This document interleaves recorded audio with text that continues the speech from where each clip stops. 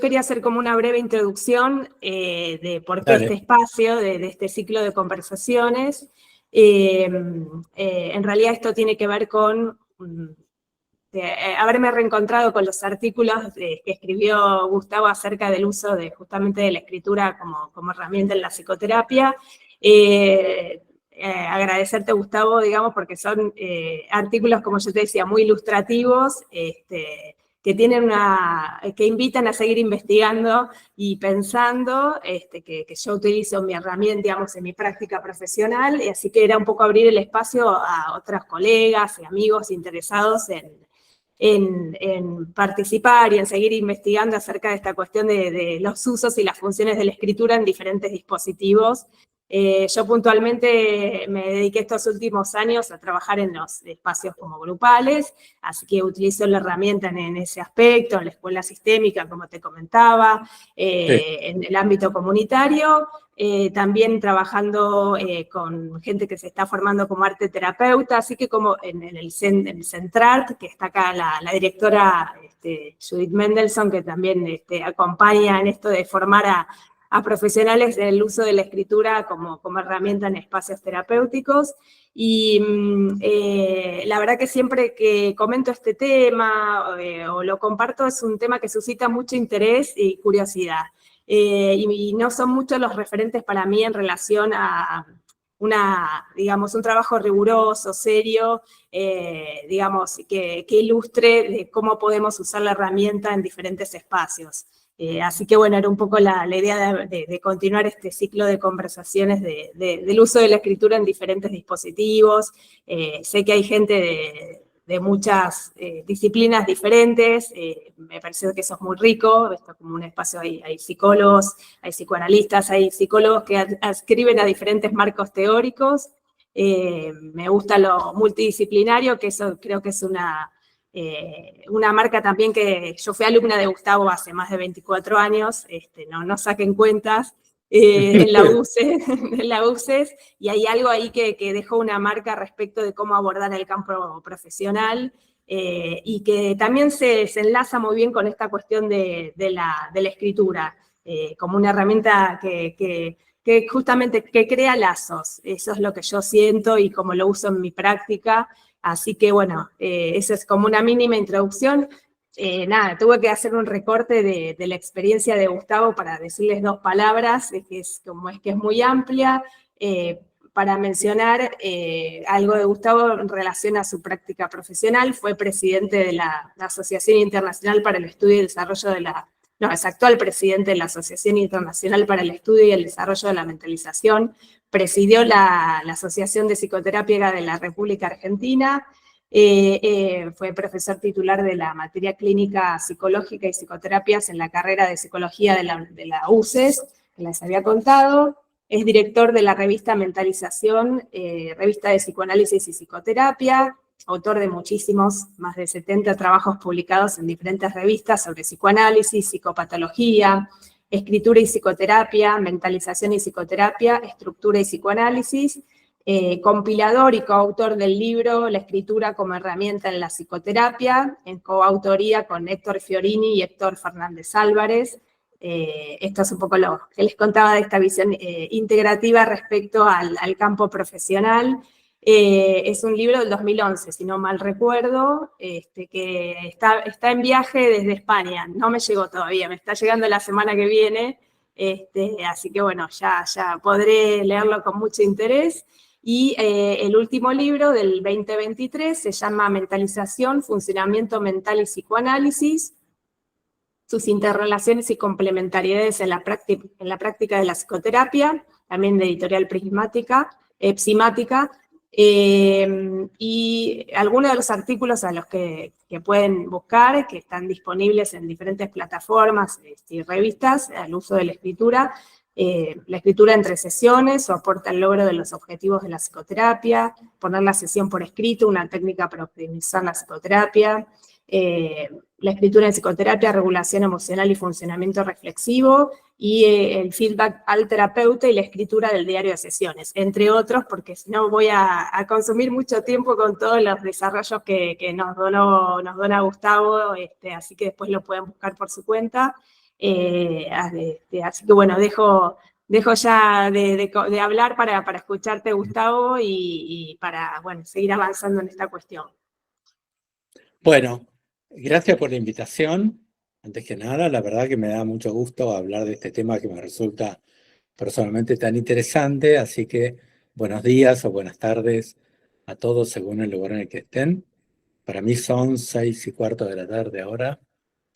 Bueno, yo estuve pensando, la verdad, cuando Romina me propuso este intercambio, acerca de qué tema tomar como tema principal, porque en realidad es tan amplio este campo y se relaciona con tantas cuestiones que no me quedaba muy claro.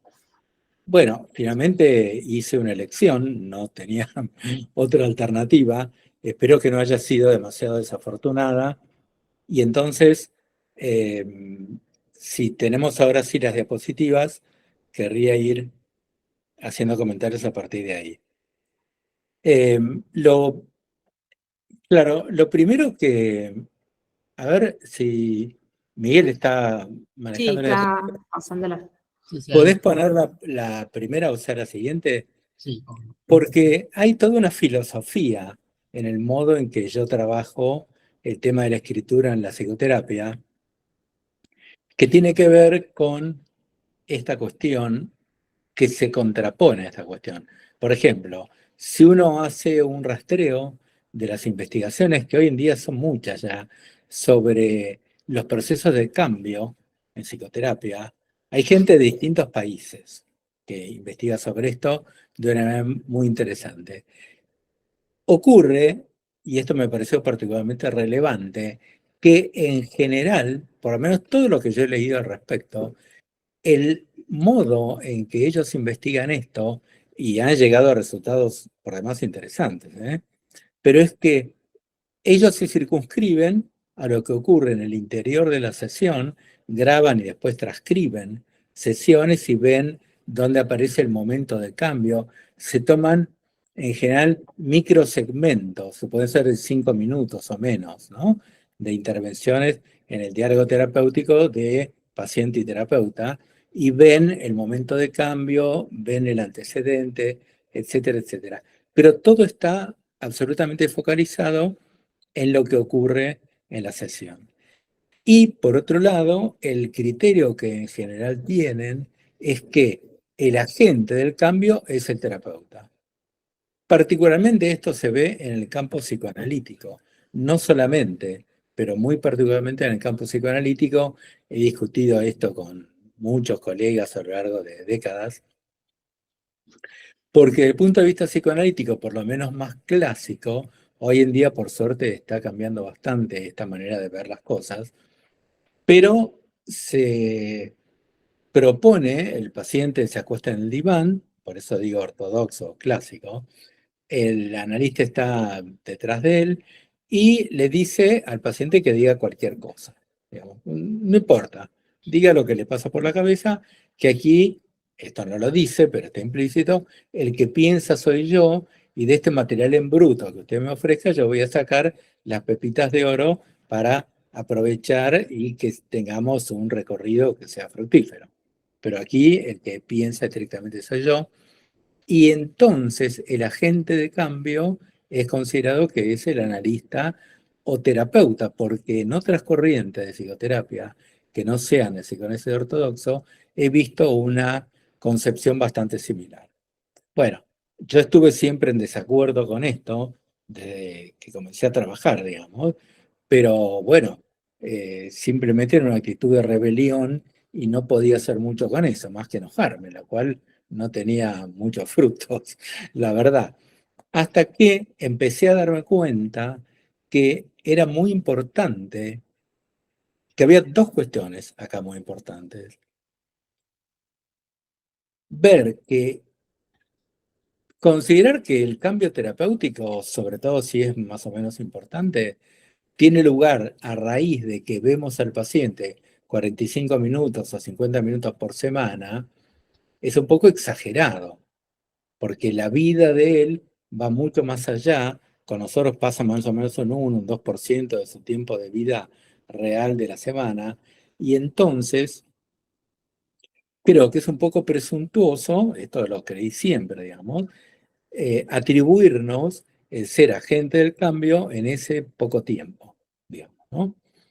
Y desconsiderando lo que el paciente puede hacer o lograr por sí mismo. Entonces, yo me puse a pensar un modo diferente a ese clásico del paciente acostado y el psicoanalista como el que piensa, etcétera, de trabajar y también a ver cómo era posible incluir el tiempo entre sesiones como parte del trabajo. A ver, Miguel, si podés pasar a la otra, por favor. Bueno, este es un párrafo de Michel Sayez que me pareció muy interesante porque a diferencia de considerar al terapeuta o psicoanalista como el agente de cambio, él dice otra cosa muy distinta, que el determinante más importante del resultado es la actitud del paciente, su nivel de compromiso, la participación, etcétera, etcétera, son los que más se benefician.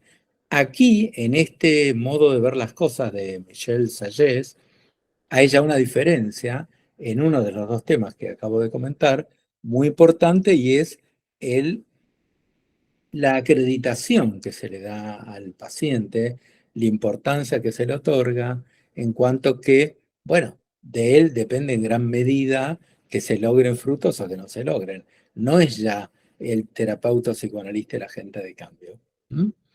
Pero todavía sigue todo muy circunscripto al terreno de la sesión. Y el tiempo entre sesiones no es tomado en consideración en este párrafo, ¿no? Si pasás la otra, Miguel, por favor. Entonces, porque todas estas investigaciones dejan de lado lo que ocurre en la fuera de la sesión y la actitud del paciente en el ámbito de la fuera de la sesión, pero también dentro de la sesión. Porque, bueno, los pacientes hacen diversas cosas de su vida, digamos, para estar mejor. Por ejemplo, pueden hacer yoga, mindfulness, bioenergética, entrenamiento autógeno, es una técnica de relajación y un poco más que eso, digamos, que fue creada por un alemán, Schulz, teatro y un largo etcétera. También en los vínculos con los demás, tendría muchos ejemplos para comentar, pero me parece que sería irnos un poco por las ramas, de situaciones donde lo vincular de las distintas relaciones en las que estaba incluido el paciente contribuían de una manera muy importante a que él estuviera mejor. Estamos muy acostumbrados también a ver lo inverso, cómo una familia muy disfuncional ha operado tan negativamente sobre el niño, que hoy es un adulto o paciente nuestro, que tiene marcas de diversa índole que lo han llevado a consultar, que sufre en una serie de situaciones de su vida, etc.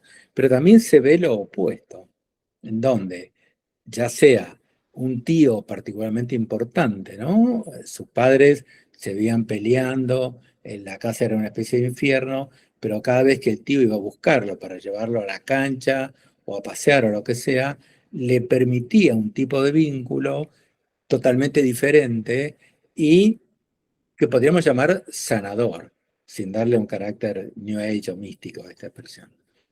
Bueno, los que estudian el tema de la resiliencia han encontrado que es necesario que haya habido algo parecido a lo que les acabo de comentar para que el sujeto desarrolle resiliencia, esto es que ante situaciones adversas, en vez de hundirse, pueda salir reforzado. Bueno, en lo actual, voy a hablar siempre de pacientes adultos.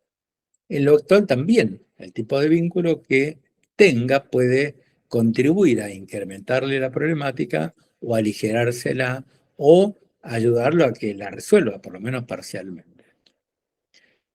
Y entre esas actividades, la que hoy nos convoca es la escritura entre sesiones, que tiene, yo tomé aquí algunas de las funciones que encontramos que cumple esta escritura entre sesiones, que después podríamos hablar de, bueno, cómo se le plantea al paciente, que escriba qué cosa, etcétera, porque no es cuestión simplemente de decirle que escriba.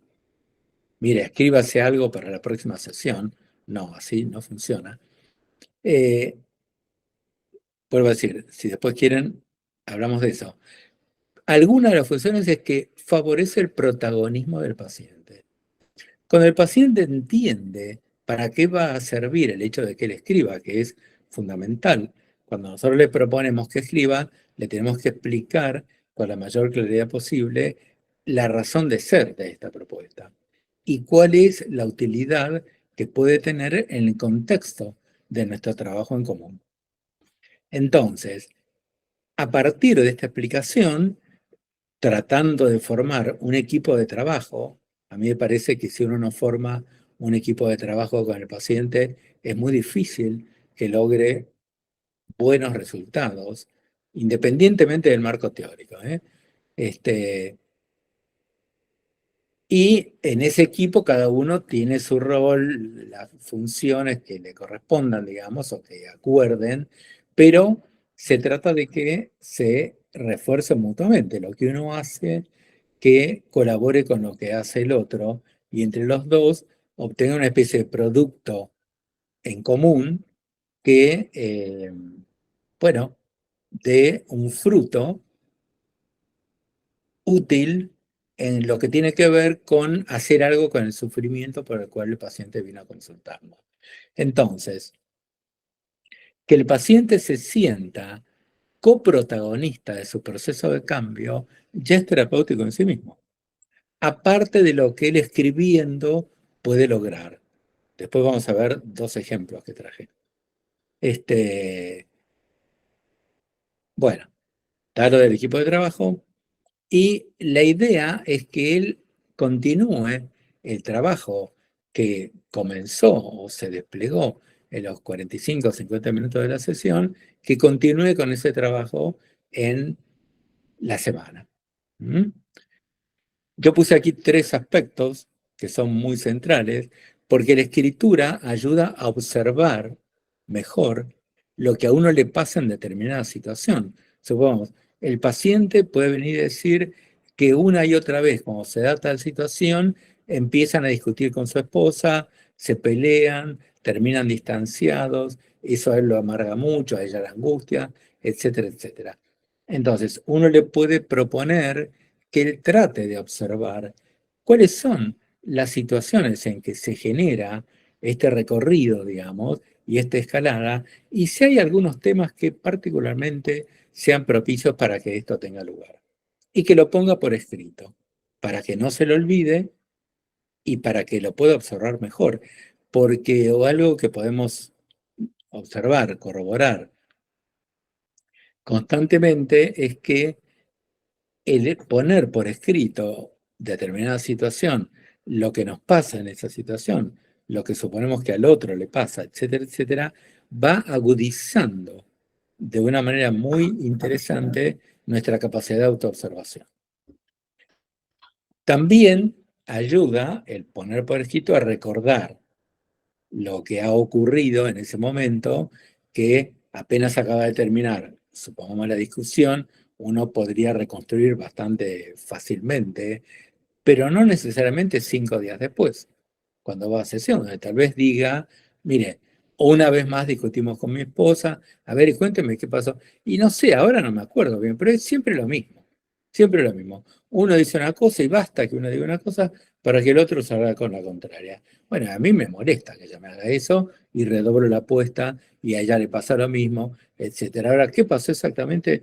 Mire, no sé, tenía que ver con el tema de si vamos a cambiar de colegio o no a nuestro hijo, porque nos dijo que, bueno, etcétera. Uno no puede trabajar con eso. Cuanto más textual sea el relato acerca de un hecho determinado y de lo que cada uno, del modo en que cada uno lo vivió, tenemos más elementos para poder profundizar en la experiencia de que se trate. Y otro elemento más difícil, porque requiere más recursos por parte del paciente, es que él logre no solo observar, no solo recordar por vía del poner por escrito, sino también elaborar determinadas situaciones. Si tenemos tiempo, después me gustaría compartir con ustedes un ejemplo que me parece verdaderamente bellísimo al respecto de la capacidad de elaboración. Otra cuestión es que al poner por escrito, uno le puede pedir al paciente, uno le puede pedir que escriba libremente, pero también le puede dar un formato con una serie de preguntas, lo que yo llamo diario de sesiones, y que el paciente las responda, las envíe por mail o las traiga a la sesión. Creo que es más útil, aunque nos demanda a nosotros como terapeutas más tiempo, creo que es más útil que lo envíe por mail, entre las que le podemos preguntar, por ejemplo, bueno, ¿cuál fue el momento más importante de la sesión? ¿Qué fue lo que yo dije que le pareció más importante y qué fue lo que le pareció menos importante? ¿En qué momento se sintió entendido? ¿En qué momento no se sintió entendido? Si siente que la sesión le aportó algo o no, bueno, etcétera. Si yo le hago este tipo de preguntas y el paciente las responde y me envía o trae, me está dando un feedback. Si yo le pregunto, bueno, ¿qué le pasó con mis intervenciones? ¿Se sintió entendido o no? Bueno, todas estas preguntas, no es obligatorio que sea así, pero las que acabo de tomar como ejemplo, versan sobre lo que ocurrió en la sesión. Esto me es un feedback para tener el punto de vista del paciente sobre lo que ha ocurrido. Les voy a contar dos cosas nada más. Se hicieron muchas investigaciones sobre percepción de alianza terapéutica. Entonces, después de cada sesión, le daban al terapeuta una especie de cuestionario que iba rellenando y se obtenía un puntaje respecto de lo que la percepción que tenía de cómo había sido la alianza terapéutica. Excelente, muy buena, mediana, regular, mala, pésima. Por ejemplo, una escala Likert. Y al paciente se le daba también un cuestionario equiparable. Fue muy interesante y esto se replicó en todas las investigaciones, ver que si en el puntaje, digamos, el terapeuta puntuaba habitualmente con los distintos pacientes que, digamos, el promedio de la alianza terapéutica en un gradiente de 1 a 10 era 8,5, el paciente lo puntuaba en 7 o en 6, o a veces en menos, sistemáticamente. No es que ocurrió una vez, esto era lo habitual. Más raro era que coincidieran. Entonces, claro, se vio que había un sesgo por parte del terapeuta, motivado posiblemente por su narcisismo, y habría otras variables también, según el cual sesgo el terapeuta creía que la cosa había estado mejor de lo que para el paciente había estado. Entonces, porque se le preguntaba por la alianza terapéutica, no por lo que él había sentido, sino por lo que él percibía de la alianza terapéutica, que es un constructo vincular. O sea, estaba también incluyendo al paciente, considerando que el paciente también hubiera pensado o pensaría en un 8,5. Pero este aquí que no, que pensaba en un 7 o en un 6. Bueno, esto ya da como para pensar cuán importante es tener el feedback del paciente para correlacionarlo con nuestro, o sea, su punto de vista respecto de lo ocurrido, para correlacionarlo con nuestro punto de vista. Porque ya vemos que no necesariamente coinciden y que en realidad en general no coinciden. Y que nosotros tendemos a sobrevalorarnos. Este es un tipo de investigación. Otro tipo de investigación que llevó a cabo Michael Lambert, que es uno de los investigadores más importantes en el campo de la psicoterapia, consistió en lo siguiente. Tomó 500 terapeutas, hizo trabajo monstruoso de investigación que duró varios años con un equipo de gente muy numeroso, consistente en lo siguiente: le daba, dividió en dos grupos, 250 y 250, de terapeutas. Supongamos que cada uno tenía 4 pacientes, para hacerlo fácil, eran más, pero no importa. Quiere decir que había 1000 pacientes en un grupo, 1000 pacientes en el otro. Al grupo A se le pidió que el terapeuta le ofreciera, a terminar la sesión, una especie de cuestionario con una serie de preguntas referidas a lo que había ocurrido en la sesión, el nivel de satisfacción, si se había sentido entendido, si no, si se había sentido que eran pertinentes las intervenciones o no, también en una escala Likert un poco más chiquita, digamos.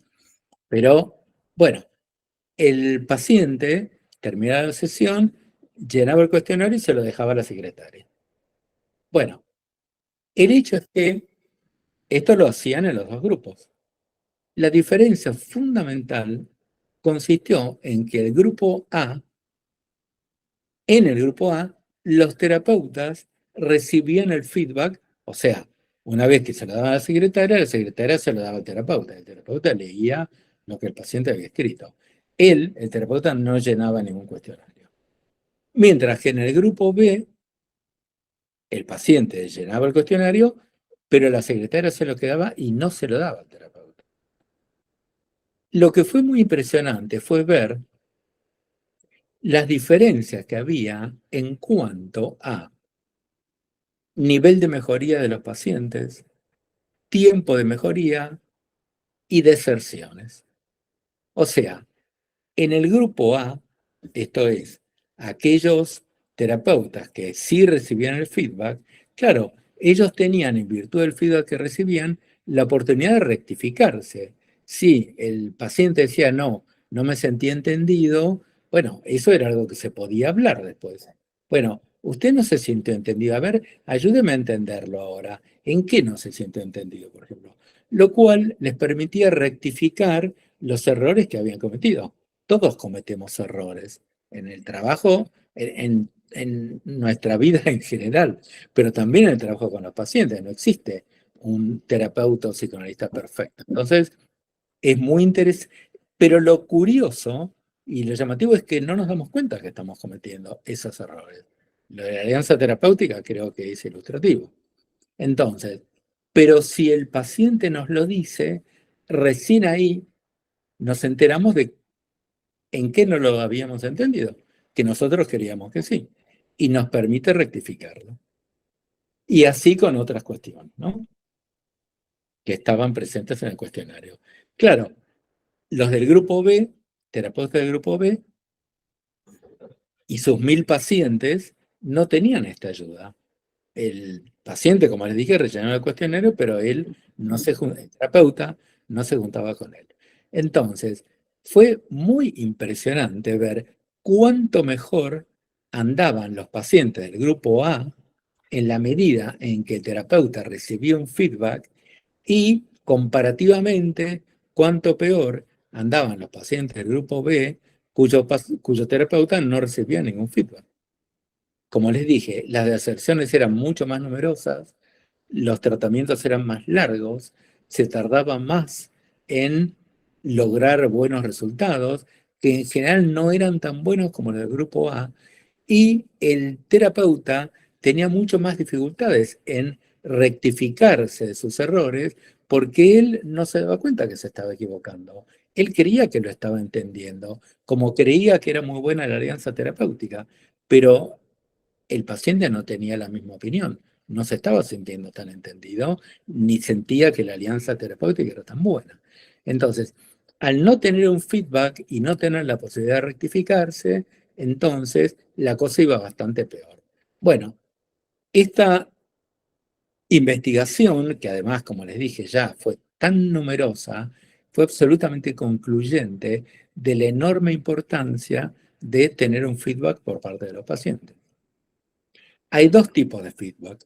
Un feedback online, esto es, que tiene lugar en el transcurso mismo de la sesión. Por ejemplo, en lo personal utilizo mucho este modo que es, yo le digo al paciente, le digo, mira, a mí me parece que lo que me has contado lo podríamos entender de esta y esta forma. ¿Tú cómo lo ves?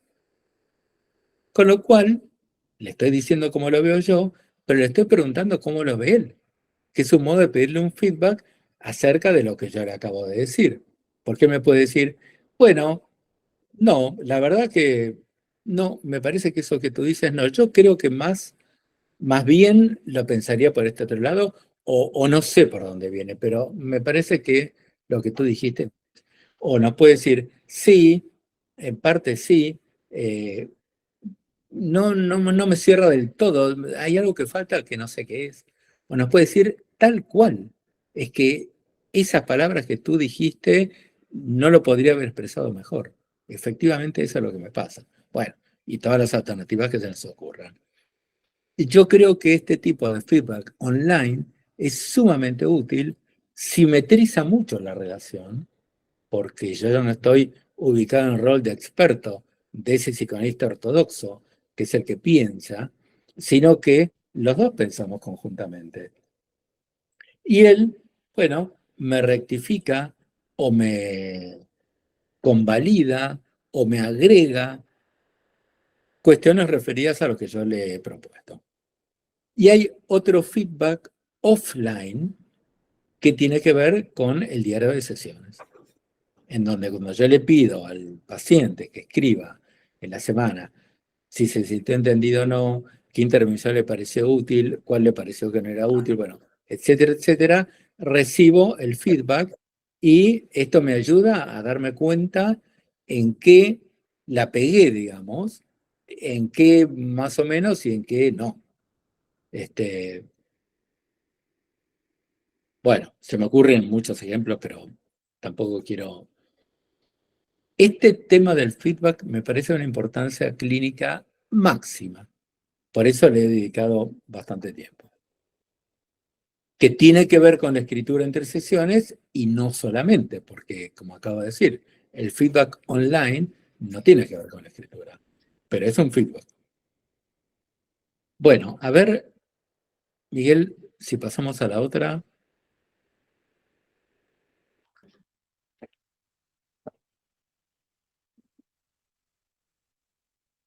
Eh, bueno, a ver, ¿cuánto tiempo tenemos, Romina? Más o menos 15 minutos más, ¿estaría bien para vos? No, pero sí. No, no, sí, no, la verdad, me podría estar una hora más, pero ¿cuánto tiempo necesitarías más o menos No, no, voy a saltear este ejemplo. ¿Va? Bueno, Hazme un favor, 2 diapositivas más. Bueno, vamos a la cuestión de los procesos elaborativos o la simbolización de la experiencia emocional, que es algo que el paciente puede hacer en la semana, un paciente con recursos. No todo paciente puede hacer esto, pero bastantes pacientes, sobre todo cuanto más práctica tengan, más pueden hacerlo. Yo voy a tomar un material para ilustrar esto de una escritora, Luis de Salvo, que tiene un libro hermosísimo que se llama Writing as a Way of Healing. Lamentablemente no está en castellano, pero quien lea más o menos fluidamente inglés se lo recomiendo muy encarecidamente.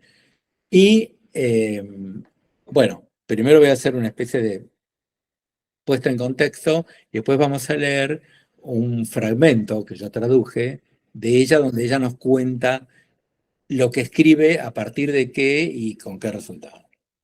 Bueno,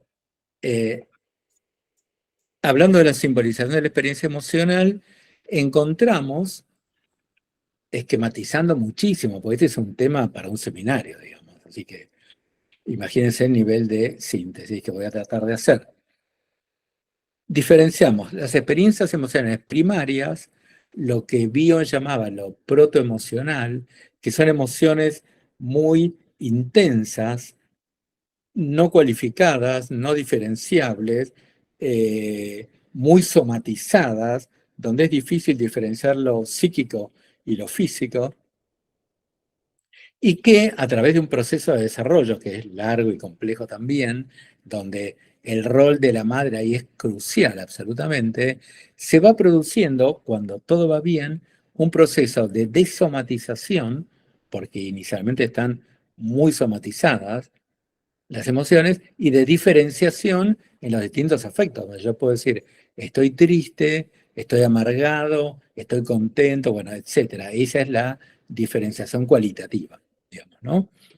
Esas son, cuando se logra eso, es porque ha habido un buen proceso de simbolización de la experiencia emocional y nos encontramos con formas simbolizadas de la experiencia, que son, que están cualitativamente diferenciadas entre sí, acotadas, como acabo de decir, tristeza, etcétera, acotadas en su intensidad, no tienen el carácter abrumador. Si uno ve llorar a un bebé, por ejemplo, la emoción lo arrolla absolutamente. A medida que va creciendo y si él va creando un equipo, un equipamiento mental para procesar emociones, ya irán perdiendo ese carácter y se irán simbolizando, se acotará su intensidad, se atemperará la tendencia a la acción que toda emoción tiene, podrán ser identificadas y diferenciadas, serán denominadas e incluidas en una trama imaginaria y narrativa. Eso es cuando un afecto, una emoción, y que le llamamos afecto, cuando tiene un buen nivel de simbolización, es lo que nos encontramos.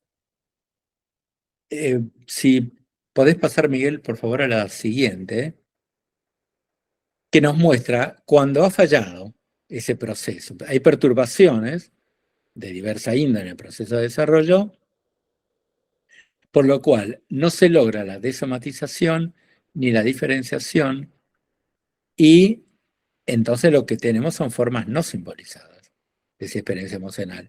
Y entonces, ante una situación traumática vivida en la adolescencia, en la edad adulta, lo que sea, lo que aparecen son estados de agonía, emociones crudas, o sea, no trabajadas, no simbolizadas, con una intensidad abrumadora que arrolla al yo. Por ejemplo, un ataque de ira donde la persona nos dice, no, yo vi todo rojo y me le fui encima y ya no sabía lo que estaba haciendo. Por ejemplo, o ataque de pánico, bueno, en fin, ¿no? La tendencia a la acción, esto me lo fui encima, no está atenuada. Entonces se produce un despliegue motriz no regulable. Y no es pasible de ser regulada por medios psíquicos. Típicamente, sobre todo en los pacientes borderline, lo que encontramos es que ahí apelan a cortarse, quemarse, rasguñarse, a hacer algún acto, porque aquí lo que en estos casos está perturbado es el nivel representativo. O sea, no hay riqueza representativa, suficiente cantidad de representaciones con un valor funcional, esto es, con un valor elaborativo, que puedan trabajar y simbolizar esa emoción. Entonces, solo queda el recurso al acto. Las patologías del acto, de las cuales creo que la patología borderline es de las más interesantes, nos muestran, entre otras muchas cosas, justamente esta carencia representativa. Tengo un ejemplo que si hay tiempo después les voy a contar de un paciente con este modo de funcionamiento psíquico, cómo la terapeuta tan inteligentemente se las ingenió para que fuera utilizable la escritura. ¿Mm? Porque él podía escribir catárticamente, pero ni siquiera podía releer lo que había escrito. ¿Mm? Bueno, vamos a ver en Luis de Salvo un ejemplo de un trabajo elaborativo, esto es, del pasaje de una emoción intensa, abrumadora, no simbolizada, como por medio del trabajo de escritura, ella lleva a cabo un proceso de simbolización. Así que, si querés pasar, Miguel, vamos a empezar a leer el texto. Bueno, este es un proceso transformacional, del derrumbe a sentimientos simbolizados. Bueno, ahí está. En este texto dice: ayer saqué mi diario de la repisa, tomé mi lapicera y comencé a escribir. Escribí lo que había ocurrido ese día, cómo había visto a una joven madre consolando a su pequeño hijo mientras yo estaba comprando comida. De repente, inexplicablemente, me encontré llorando y salí corriendo del lugar hacia mi auto. La vista de esa madre, inclinada sobre su hijo, acariciando su pelo, diciéndole que todo estaría bien, me hizo sentir que me faltaba algo. Escribí que muy temprano había estado limpiando un armario en mi sótano. Ahí encontré la vieja bata de baño roja de mi madre, un regalo que yo le había hecho algunos años antes de que muriera. Sí, si pasás, Miguel, por favor. Tras su muerte, no pude desprenderme de esa bata. Tenía su olor, un ligero toque de White Shoulders, el perfume que usaba. Pero ahora, años después de su muerte, imaginando que ya había hecho mi duelo y pensando que no necesitaba guardar ese tótem por más tiempo, la había puesto en una valija de ropas viejas que estaba juntando para dar. Valija que había dejado en mi camino hacia el supermercado. Mi dolor por su muerte, por lo visto, según entendí mientras escribía, no había pasado. Tal vez nunca pasaría totalmente. La vista de esa madre y su hijo me recordó profundamente mi pérdida. Me hizo también anhelar una madre dedicada, confortante, una madre tal como la mía no podía ser cuando estaba deprimida. Escribí sobre mis sentimientos, sobre el haberme desprendido de la bata de mi madre y sobre cuánto echaba de menos esa bata porque la echaba de menos a ella. Escribí cómo, en ese supermercado, el dolor me supo a pánico, como si cayese en un agujero en la tierra. Acá tenemos una emoción primaria, una agonía primordial, la llamaría Winnicott, que tiene un componente senestésico del caer por un agujero en la tierra y un ataque de pánico. ¿Mm? O sea, una emoción cruda, absolutamente no procesable. Ella lo único que puede hacer ahí es poner un acto en juego, que es el salir corriendo.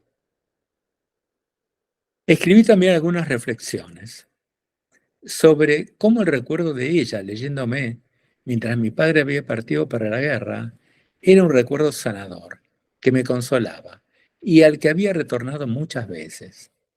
Para finalizar, como de costumbre, escribí que estaba agradecida por el hecho de que el acto de escribir había sido para mí una fuente sólida y confiable de consuelo a lo largo de los años. Y escribí también cuáles eran mis esperanzas, mirando a mi nieto Esteban y haciendo pan de maíz con él. A ver, pues, después de 20 minutos de estar escribiendo, fíjense esto, qué interesante. Si bien todavía estaba triste, mis sentimientos habían sufrido una sutil pero real transformación. Un panadero amigo mío lo llama sentirse levadura. Vivo y creciendo y cambiando. Esto es lo que siento a menudo después de escribir. Levadura. Había examinado mis sentimientos, los había conectado con algo que había ocurrido y con mi pasado. Si bien seguía teniendo sentimientos referidos a la pérdida de mi madre, estos ya no me abrumaban, o sea, estaban acotados en su intensidad y diferenciados cualitativamente. Ahora me sentía conectada con mis sentimientos y con la historia de mi vida.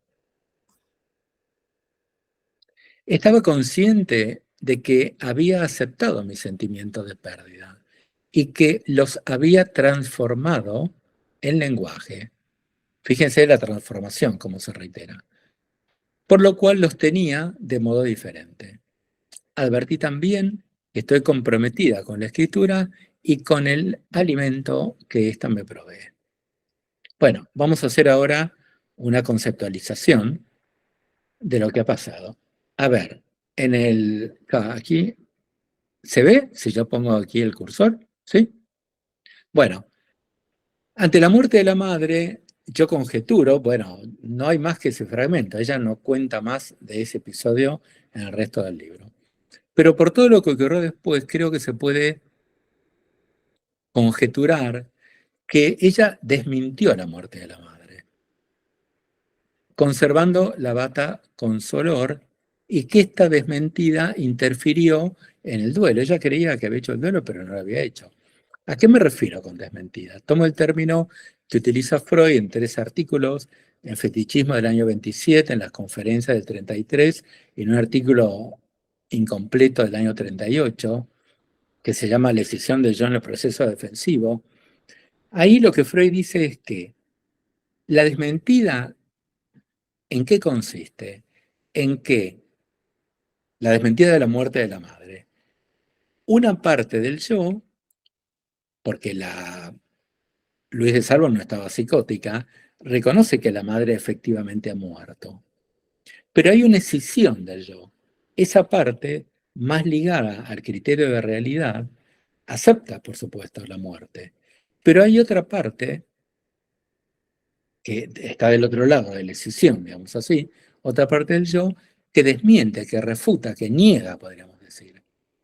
Y se vale, en este caso, y esto es algo muy habitual, de un sustrato sensorial para refutar o negar la pérdida, que es el olor que tiene la bata. Entonces, podríamos decir que cada vez que ella iba y olía la bata, ahí se reencontraba con su madre, porque la madre olía así.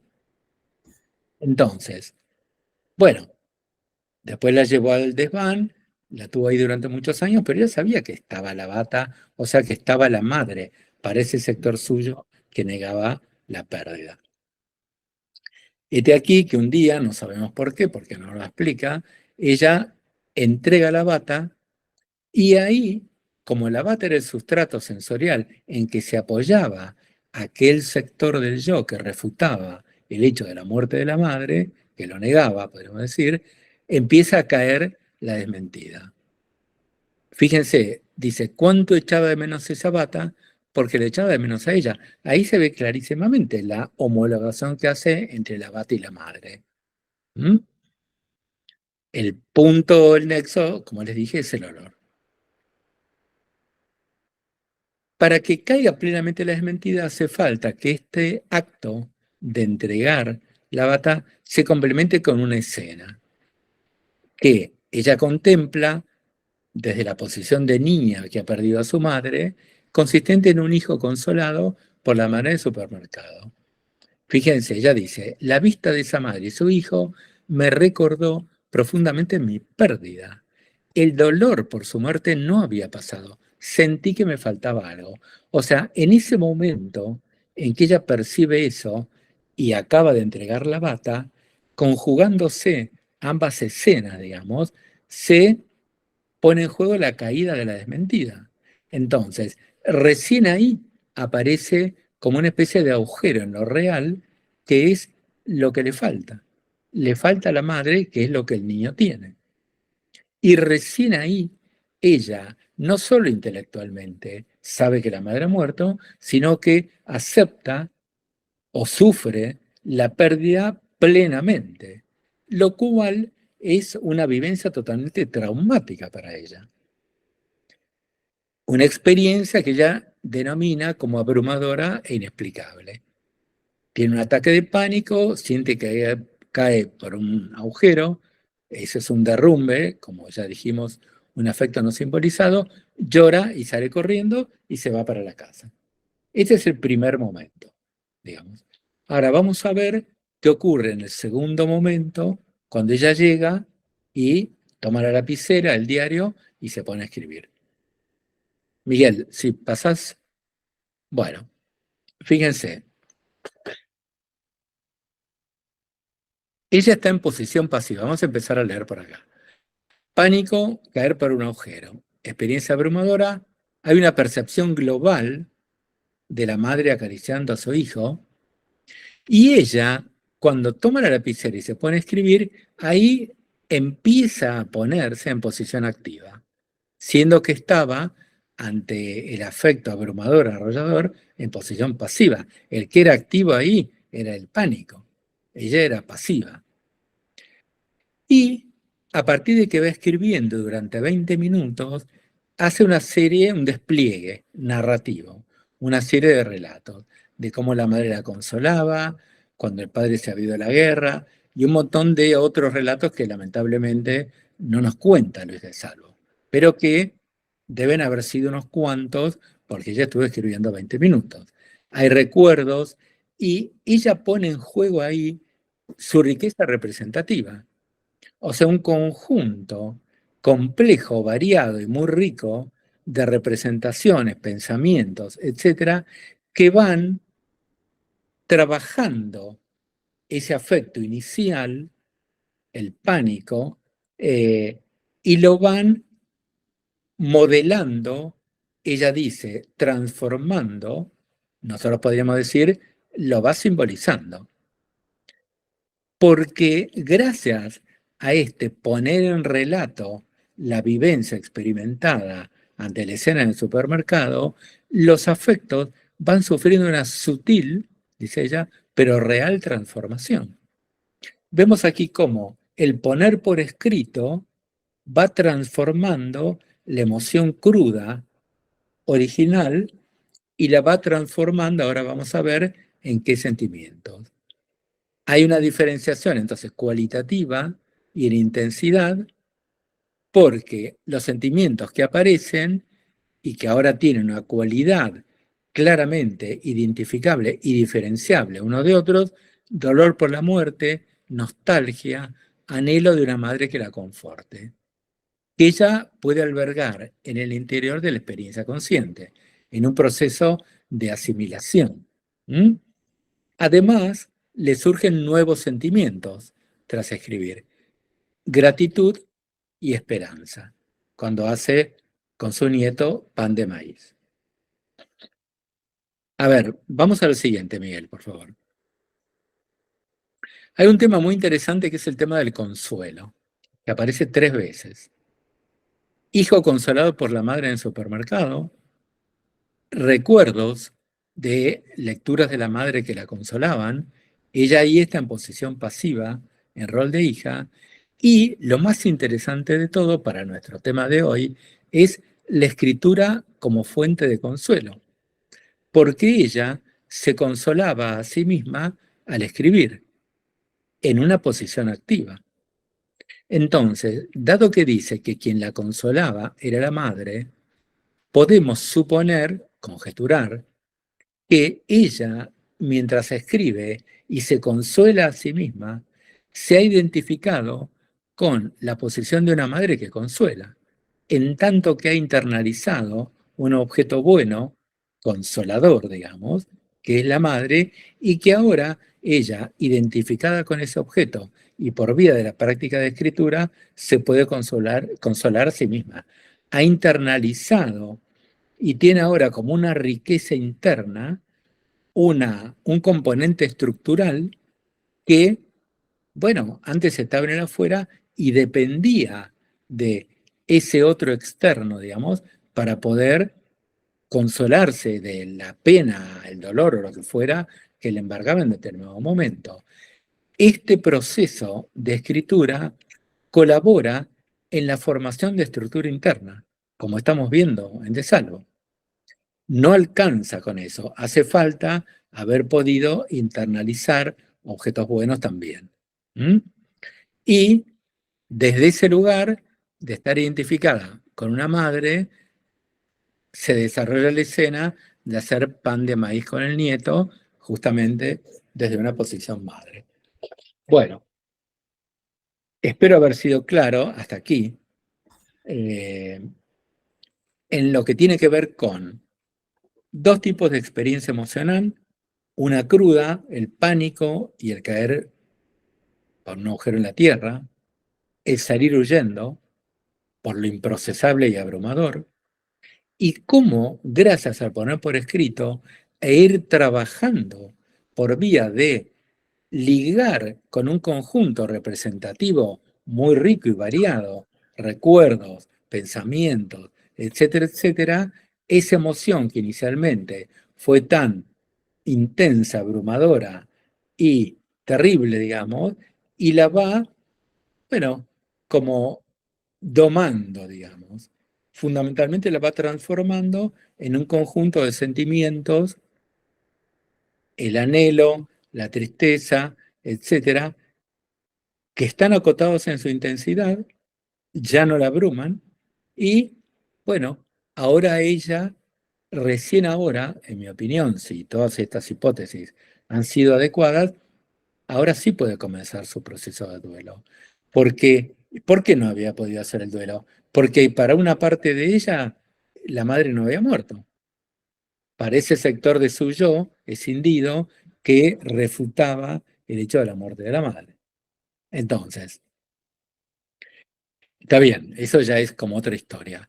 Lo que fundamentalmente quería compartir con ustedes es uno de los usos de la escritura que consiste en la posibilidad, porque cuando nosotros le proponemos al sujeto que escriba, le explicamos cómo hacerlo, etcétera, lo estamos dotando de una herramienta que puede tener, según sus capacidades, la motivación para hacerlo y una serie de otras variables, que puede tener una utilidad enorme para él en las diversas situaciones de su vida cotidiana, en vez de decir, uy, qué despelote que me pasó con mi esposa, por ejemplo, para seguir con el ejemplo anterior, menos mal que de acá a 2 días tengo sesión. Entonces voy y le cuento a mi terapeuta todo esto, pues yo no sé qué hacer. Bueno, esa es una posición bastante penosa, digamos. A veces muchos pacientes no tienen otra, pero creo que justamente el proponerles esta herramienta los ayuda a que puedan ir resolviendo algo. Vimos que fue mucho lo que pudo resolver Luis de Salvo, que puedan ir resolviendo algo de esa situación muy perturbadora que han vivido en la semana. Bueno, y después irán a la sesión, le llevarán a su terapeuta el trabajo que hicieron, le contarán lo que pasó, ya estará parcialmente elaborado y el terapeuta le ayudará a completar la tarea. ¿Mm? Eventualmente, él hará toda la tarea por sí mismo, como hizo Luis de Salvo, o parte de ella, lo cual ya es un montón. Bueno, hasta aquí. Dejamos de presentar entonces, Gustavo. Sí, sí, sí. Perfecto. Bueno, Sí, así nos vemos mejor. sí, nos vemos. Sí, si quieres, Miguel, ahí está. Perfecto, sí. Bueno, cuéntenme. Bueno. Ahora lo escucho yo. Yo anoté muchas preguntas y cosas que se me fueron ocurriendo, pero voy a dejar el espacio para que con los colegas y demás quieran hacer algún comentario, pregunta, adelante. Y si no, apúrense porque si no, ya empiezo a preguntar yo.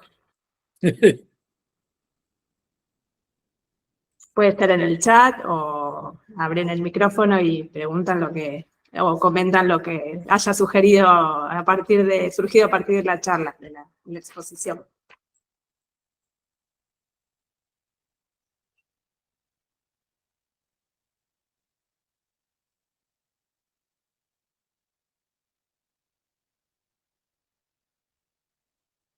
Bueno, no sé si... Ahí está. Paula, Judith, ¿no? Ahí está, Centro de Arte Terapia. Genial, sí. Mi directora. Ajá.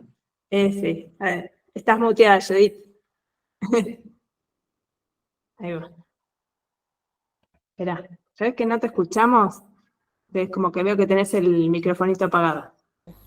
Ahí va. Que ahí está. Bueno, buen día para todos y buenas tardes para Gustavo Lanza Castelli. Un placer haberlo escuchado, realmente maravillosa exposición. Entonces, lo que yo me estaba preguntando mientras escuchaba, ¿cuál sería una posible explicación para diferenciar el efecto de la explicación oral, verbal, que la escritura? ¿Qué es lo que se procesa ahí de modo tan diferente? Vaya Bueno, pregunta. otro seminario. Vaya Otro pregunta. Yo me preocupé mucho, pues yo le dediqué mucho tiempo a profundizar en esto de la escritura.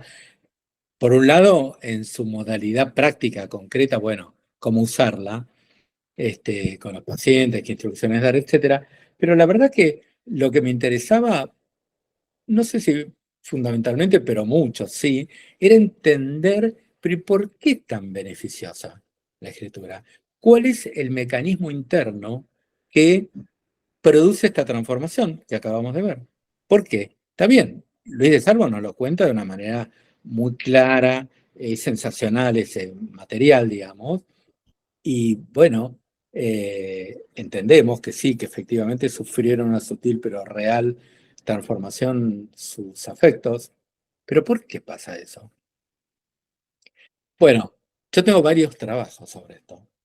En mi último libro tengo 3 capítulos sobre este tema, en donde diferencio lo que es el pensar interior. Voy a ser muy breve porque esto es muy complejo y bastante largo.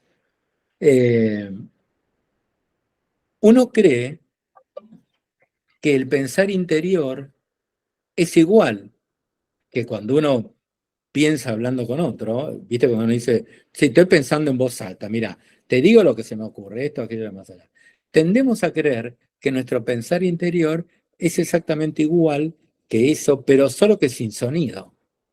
De hecho, se llama eso habla sin sonido, porque hay veces en que nuestro pensar interior sí es igual al habla, aunque sin sonido, supongamos. Cuando nos vamos de una situación en que no le hemos pasado muy bien y vamos caminando y decimos, pero qué tarado que soy, ¿por qué no le dije esto y lo más allá? Sin hablar, pensando, ¿no? Ahí sí, tiene la misma estructura que una emisión de habla. Pero en general, en la mayoría de las veces, nuestro pensar interior es totalmente diferente a la emisión de habla. Es condensado, fragmentario, muy rápido, consiste en fragmentos de palabras, en imágenes o fragmentos de imágenes, en sensaciones. Nosotros pensamos con el cuerpo muchas veces, aunque no lo sabemos. Entonces, el hecho de traducir este pensar interior en palabras con las reglas semánticas, gramaticales, lógicas, etcétera, que pertenecen al cuerpo del lenguaje, digamos, es lo que produce una serie de transformaciones que tiene que ver con desplegar lo que se encuentra condensado, organizarlo, eh, denominar más claramente, porque este pensar interior suele ser muchas veces bastante vago y difuso, pero al ponerlo por escrito gana enormemente en claridad. Por eso, ¿cuántas veces uno se entera mucho mejor de lo que estaba pensando si lo pone por escrito? Por esa razón. Bueno, entonces, esta es la razón por la cual el poner en palabras el uso del aparato del lenguaje, digamos, respecto o en relación al pensar interior, produce una transformación tan grande. Y esto tiene a su vez que ver con la transformación emocional, por la ligadura que hay entre el tejido representativo y la simbolización de la experiencia emocional, que comenté un poco al pasar, pero bueno. Ahora, eso rige tanto para el habla como para la escritura. Entonces, voy a tu pregunta. ¿Y cuál es la diferencia entonces? Yo creo que habría que ver, que es discutible que haya tanta diferencia. Una cuestión importante es que tanto el habla, porque cuando uno habla se escucha hablar también, y cuando escribe, ve lo que escribe. Hay un trazo, hay una materialidad, el cuerpo de la escritura, como le llama un poeta Gamonera. Bueno, el cuerpo de la escritura, pero también está el cuerpo de la palabra, pues yo me escucho. Y esta transformación del pensar interno en a través del aparato del lenguaje, en una organización con un orden sintáctico, lógico, semántico, etcétera, se da en los dos casos. Yo creo que la escritura tiene una característica, y es que el espacio en el cual escribimos, sea un diario, el ordenador, lo que sea, es un espacio intermediario entre el pensar interior, que yo guardo para mí mismo, y el diálogo con otro. Porque, al igual que en el diálogo con otro, se produce una externalización del pensar interior, una transformación que acabo de mencionar, pero esto queda dentro de mi esfera de influencia. Muchas cosas que uno no quiere compartir con los demás, porque le da vergüenza por 1000 motivos, bueno, lo escribe en su diario y esconde el diario para que nadie lo pueda encontrar. ¿Mm? Entonces, es un espacio intermediario, tiene la ventaja respecto de lo hablado de que conserva textualmente lo que en su momento yo escribí, cosa que no ocurre con el habla, porque al rato ya me va a ser difícil reproducir exactamente. La escritura permite la relectura. A mí me pasó infinidad de veces tomar un plazo, o sea, escribir diariamente, y tomar un plazo de 15 días. Y recién ahí releer lo que había escrito, incluyendo sueños, etcétera, etcétera. Y para mi sorpresa, me acuerdo ahora una serie de sueños que había tenido donde aparecía una y otra vez mi padre. Pero yo para nada tenía memoria de que mi padre había aparecido en por lo menos la mitad de mis sueños. Y para mi gran sorpresa, lo descubrí releyendo. Entonces, una diferencia fundamental es que la escritura nos permite releer y la verbalización no. Y esto no es menor porque la relectura tiene un valor enorme como un espejo, porque ahí nos vemos a nosotros mismos. Es propiamente un espejo de las vivencias que tuvimos, de todas las veces que lo tuve presente a mi padre y yo no lo sabía, etcétera, etcétera, etcétera. Respecto al primer momento del traducir el pensar interior en verbalización o en traducir en palabras, mejor dicho, yo creo que ahí en ese punto no hay tanta diferencia. Bueno, es discutible esto, ya lo sé, te digo mi opinión. Solo que la escritura agrega un segundo momento que el hablar no tiene. ¿Te respondo más o menos? Clarísimamente, muchas gracias. Bueno, gracias por la excelente pregunta. Venía muy bien. Bueno, yo sé que algunos más levantaron la mano, pero no los veo ahora. Si quieren, el que quiere continuar con algún comentario, aunque sea 5 o 10 minutitos más, alguna pregunta. Acá dicen súper claro y útil, increíble cómo se ve el efecto de esta herramienta transformadora, dice Federica. No sé si alguien quiere hacer alguna pregunta. Sí, dale, Luciano. ¿Querés comentar algo? Sí, sí, a mí me hizo acordar mucho, no solo a través de la escritura, sino a través de la palabra, el hecho de también la importancia de comunicarnos con amigos o con cualquier persona, bueno, escrito ni hablar, pero expresarlo. En eso al escribir, sacar para afuera, uno le da forma, le da orden, le da un sentido, al comentarlo el otro te tiene que entender. Exacto. Así que, entonces hay que darle una coherencia, una linealidad. Entonces en eso se ordena uno sus propios pensamientos. Y en la escritura ni hablar, como dijo usted. Claro, tal cual. Es así, tal cual. Que uno habla para otro, entonces tiene que organizar para que lo que uno dice sea comprensible. Claro. Claro. Y en ese acto uno se ordena a sí mismo sus propios pensamientos.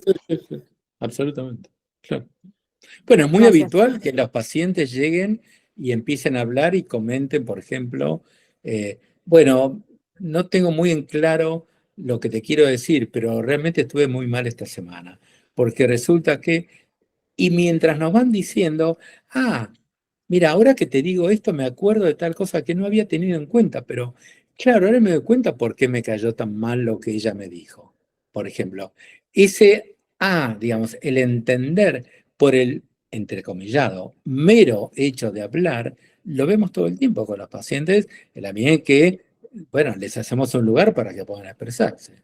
Entonces, ¿qué es lo que vos acabas de decir? Claro, exactamente. Bueno, Paula, habías levantado la mano, ¿no? Sí, acá con el botón de bajarla. Buenas tardes. Qué claridad en las articulaciones. Gustavo, un placer. Muchas gracias. Bueno, Pensaba gracias.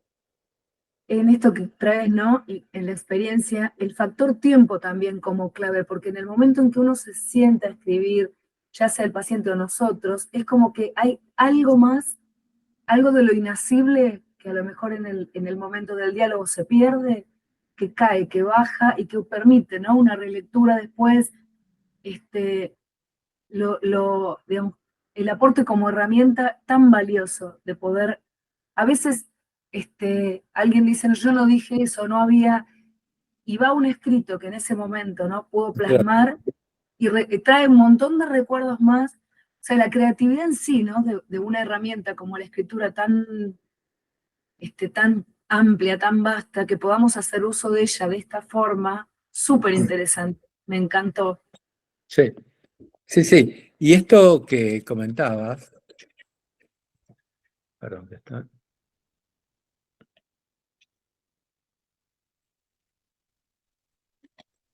con poca batería.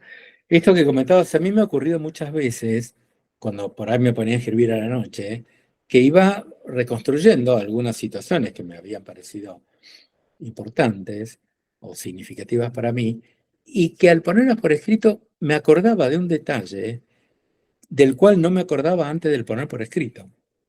Es como que al escribir uno recupera aspectos, matices de la vivencia, detalles o no tan detalles, que si simplemente recuerda para sí, digamos, no aparecen.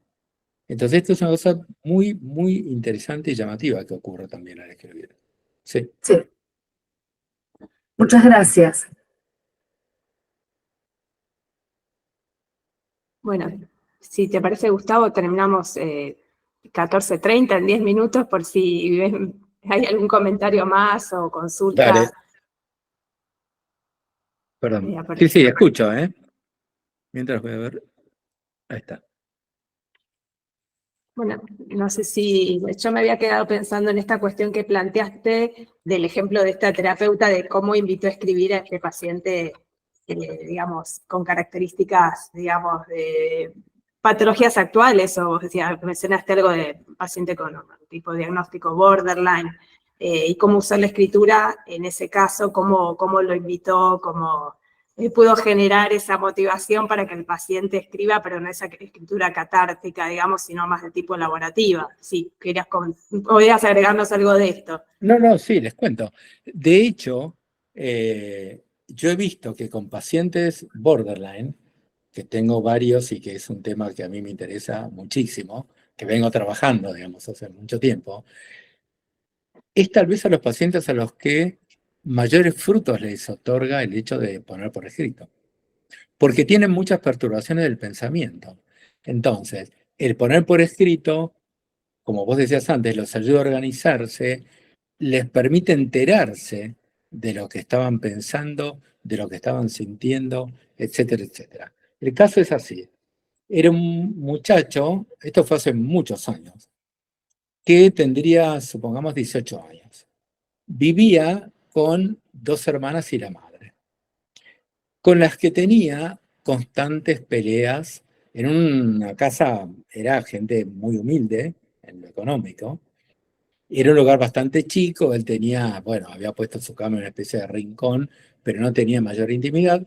Y una y otra vez ocurría que, bueno, después de cenar, inmediatamente antes o más o menos por ahí, que todos llegaban de sus respectivos trabajos, empezaba a discutir con las hermanas. Se metía la madre y había, bueno, un despiole terrible. Él les decía de todo, la madre también, todos eran, no llegaban a la violencia física, pero violencia verbal, toda la que se les ocurra. Bueno, iba, le contaba esto a la terapeuta, lo trabajaban, en fin. Pero había pasado ya algunos meses y no mejoraba mucho que digamos. Viene esta terapeuta, lo trae a supervisar. Entonces yo le sugiero que le proponga que escriba. Bueno, a ella no parecía convencerle mucho porque era de un muy bajo nivel cultural. Este chico me decía, bueno, pero escribir fulanito, no sé. Bueno, le propuso y el pibe se puso a escribir. Claro, él tenía inicialmente una escritura totalmente catártica, llena de insultos hacia la madre particularmente, también hacia las hermanas, etcétera, etcétera. Y bueno, ocurrían dos cosas interesantes. Una que, porque él, antes de ponerse a escribir, después de esas terribles discusiones que tenía, le costaba mucho dormir. Entonces, tenía que tomar algo que le había recetado el psiquiatra para poder conciliar el sueño, porque estaba tan tenso y furioso que no podía hacerlo. Y empezó a notar, y eso lo entusiasmó mucho respecto del poner por escrito, que en la medida en que él hacía catarsis de todo lo que tenía dentro y lo volcaba en la hoja de papel, se podía dormir sin necesidad de tomar nada. Y dormía mejor. Entonces, bueno, esto lo motivó mucho. Lo que no podía hacer era releer. Él no podía releer lo que había escrito. Y entonces se lo comentó, y la terapeuta le dijo, bueno, no importa, vos tráemelo. Bueno, él empezó a llevárselo a cada sesión.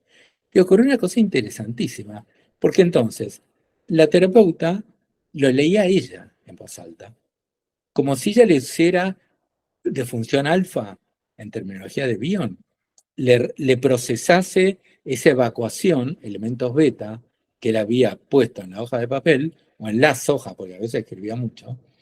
Entonces, ella se lo iba leyendo y, bueno, él acotaba alguna cosa o podían empezar a pronunciar en algún punto, y así empezó a funcionar el sistema de la modalidad esa tan particular de escribir y compartir. El hecho es que a los 2 meses, 3 meses de esta práctica, empezó a cambiar cualitativamente aquello que el paciente escribía, porque en la primera parte seguía siendo catártico, desorganizado, etc. Pero empezaban a aparecer también algunos pensamientos, algunas reflexiones, nexos que establecía, que él se daba cuenta, pero me quedé así por tal cosa que me dijo mi hermana, que no me había dado cuenta que me había hinchado tanto, pero sí, etcétera, etcétera.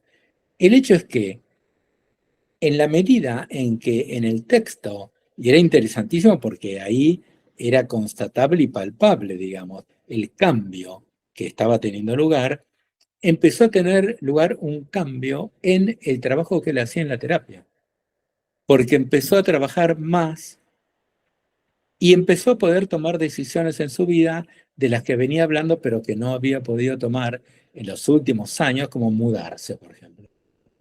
Consiguió un trabajo mejor y se mudó.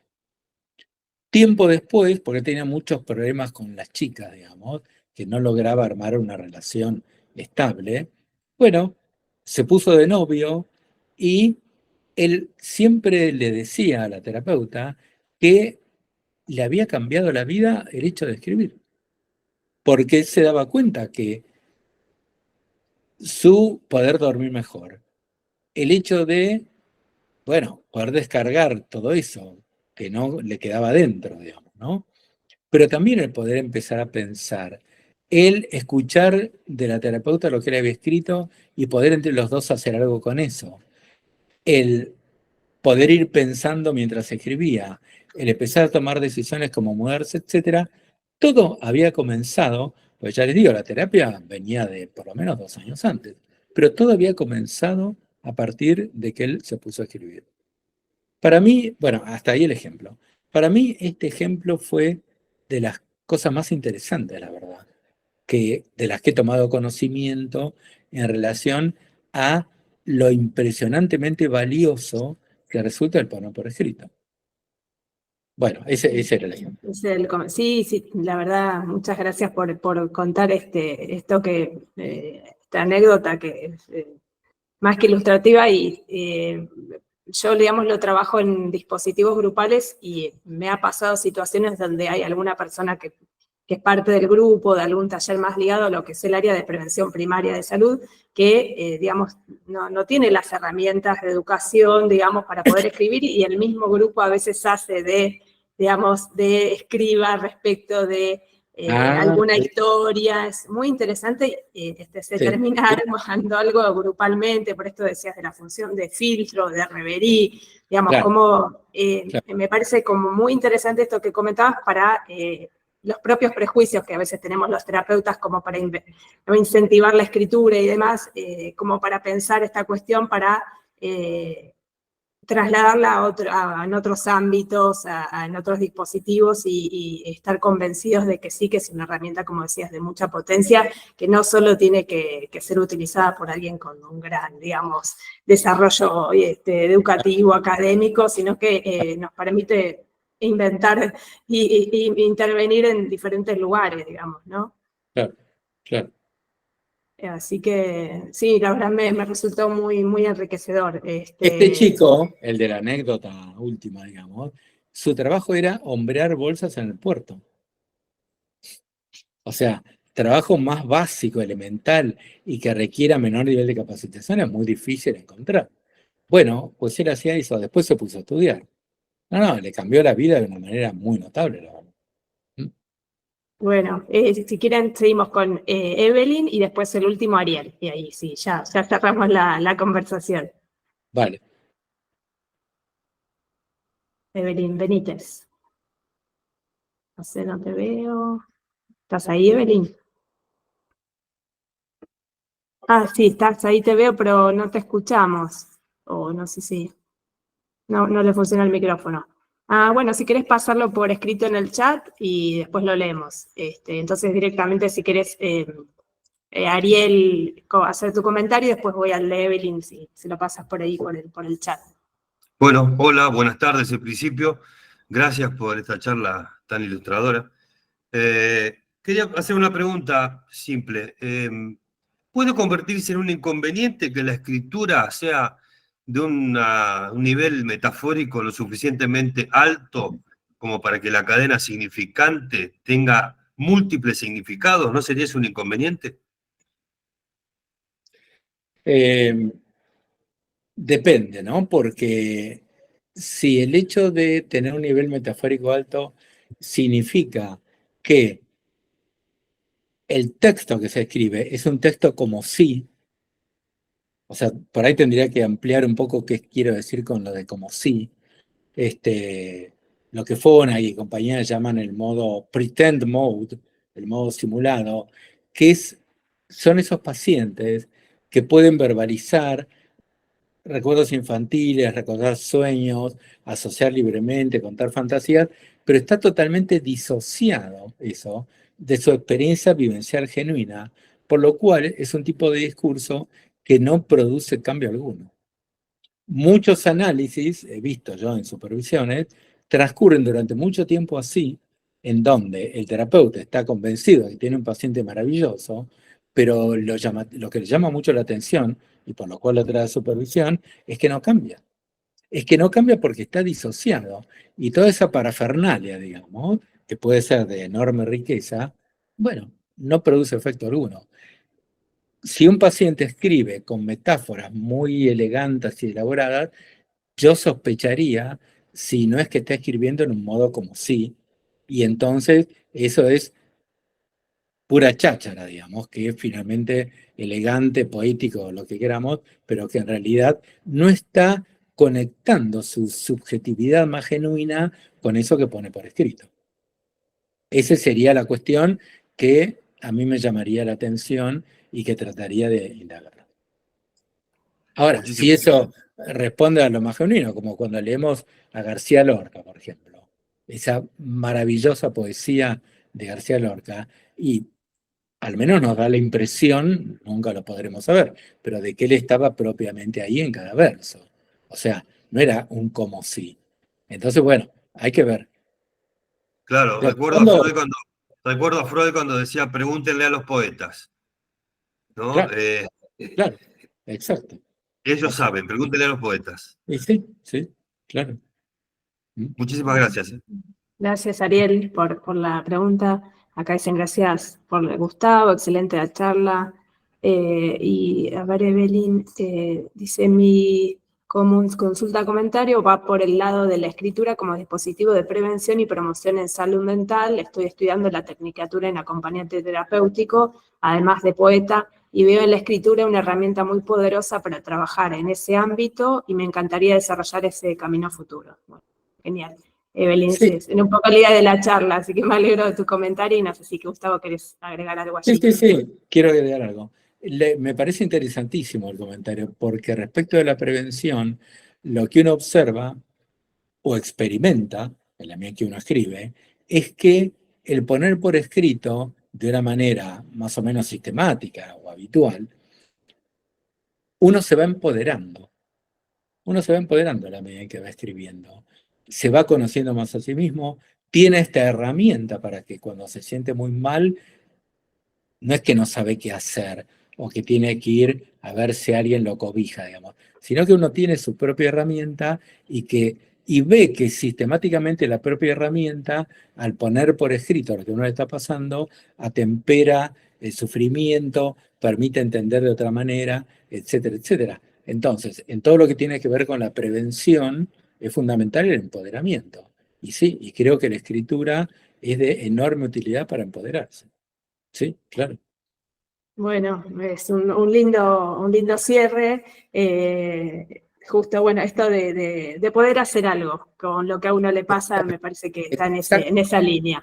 Sí. Y bueno, un poco me parece que por eso estos espacios son tan convocantes y realmente yo estoy, no sé si se me nota creo en la cara, creo que sí, pero estoy muy contenta, muy feliz, digamos, y me pasa esto con las que escribe Gustavo y es que me invita a seguir pensando, las referencias que colocas en los textos, a seguir investigando, y me es operativo para habitar mi campo de trabajo cotidiano con los pacientes y para conmigo misma. Así que los invito a buscar los trabajos de Gustavo que están en internet y bueno, también los libros se pueden pedir a España, el costo es el mismo casi que si uno los comprara ahí, así que es una muy buena inversión. Sí, lo más pronto sí, es una buena inversión, así que después yo igualmente voy a pasar como una especie de encuesta de feedback, porque es importante esto de, como decíamos, no suponer y tener esta retroalimentación de cómo estuvo la charla o algunos otros temas que quieran comentar. Y nada, nuevamente, muy gracias Gustavo, y tuve la suerte de tenerlo así como de profesor hace muchos años, así que bueno, no debo ningún trabajo, ¿no, Gustavo? Ya está todo aprobado. No sé, me tendría que fijar mejor. Bueno. Como dijo tu hijo.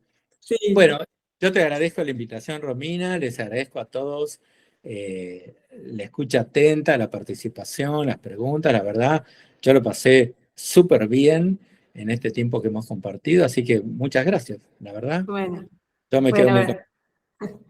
Bueno, muchas gracias. Y bueno, ya veremos un próximo encuentro con algo de esta temática también. Así que, bueno, que tenga un buen comienzo de semana. Estamos en contacto. Bueno, muchas gracias.